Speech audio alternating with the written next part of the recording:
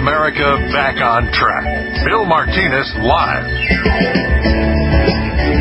And you thought it was going to be easy? I'll tell you, it's only begun, ladies and gentlemen. But thank you for joining in on The Good Fight. This is Bill Martinez. We're coming at you live just about 6 minutes after the top of the hour. Michael Daugherty is with us right now. Michael, the president and CEO of LabMD, also the author of The Devil Inside the Beltway, the shocking expose of the U.S. government's surveillance and overreach into cybersecurity, medicine, and small business. Michael, it's not just the devil. It might be absolutely demonic. There's so many moles running around. I mean, you might want to retitle the book, huh? Yeah, everyone always bothers me I didn't put plural. And I was like, you got to read it. It really is pretty accurate. Well, they can't handle plural right now, Michael, clearly.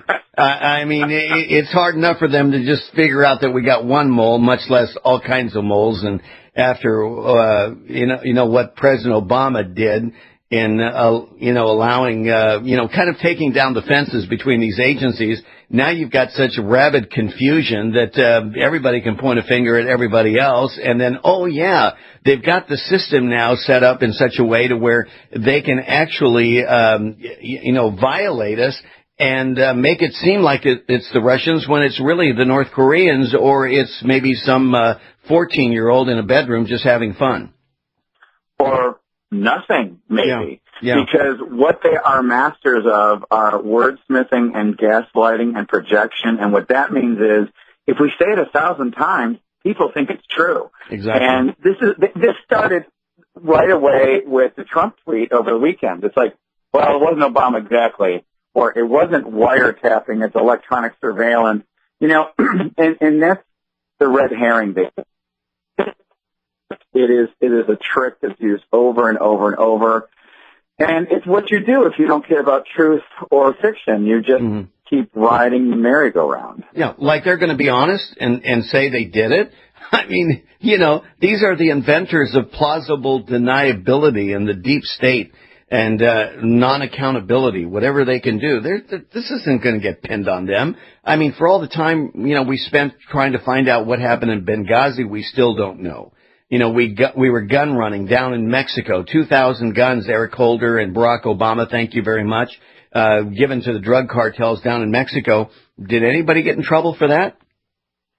No, and then they label it populist, which it's not populist, it's about honesty and integrity, and most people expect that. And this crowd with the Trump election is getting exposed, and the kickback it sort of verifies everyone's decision, and, you have to throw the gauntlet down. I actually think Trump threw the gauntlet down over the weekend because of what you clearly see these moles did to Flynn, what they're trying to do to Sessions.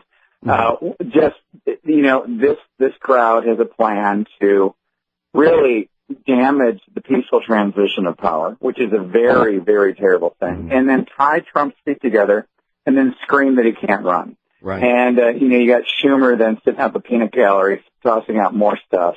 It's just, I really think the world is observing this, and, it's like the beginning of the end of liberalism, I hope, because just look at them. They're nothing less than a spectacle, and it's a dishonest spectacle, and it's dangerous. But look how many people are still following their parade, though.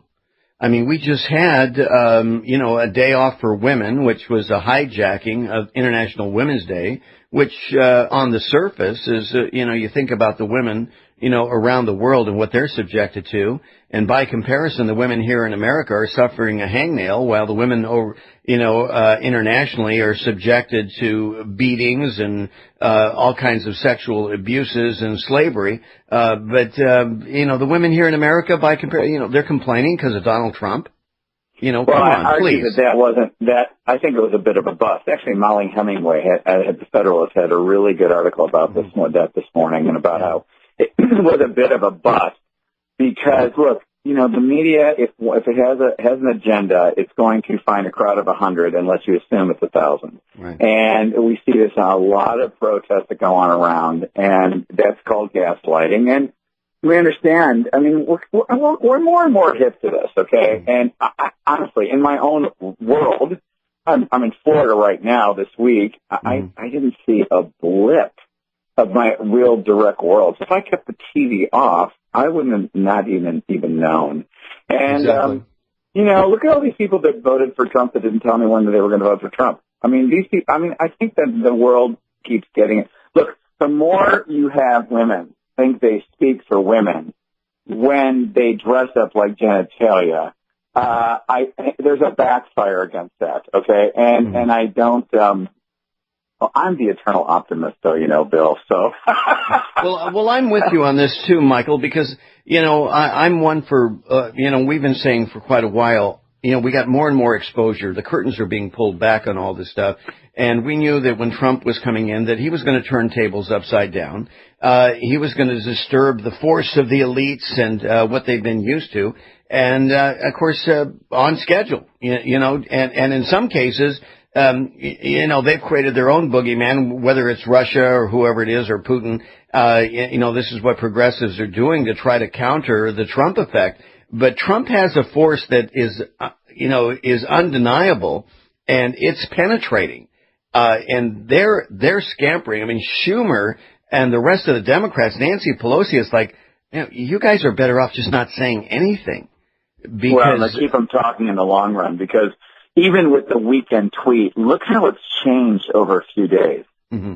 Okay, but you knew the second he hit that thing, I thought, okay, holy cow, he just raised the stakes. I mean, this guy really just threw the gauntlet down on that one. Mm-hmm. And it's like, is he going to do something that crazy? They wish. Yeah, right.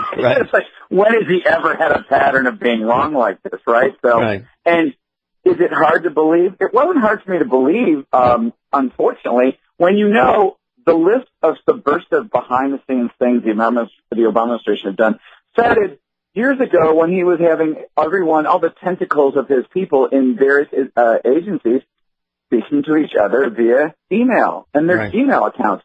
Now, that's an intent to circumvent future investigations and the Freedom of Information Act. Of course.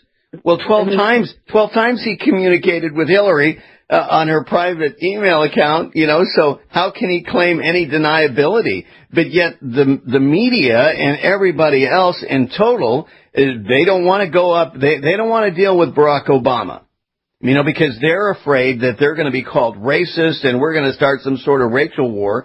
And this guy has gotten away with everything here and, turned things upside down. And even to the point that, he says, well, I really admired George W. Bush and how he, afforded our transition. He was so accommodating.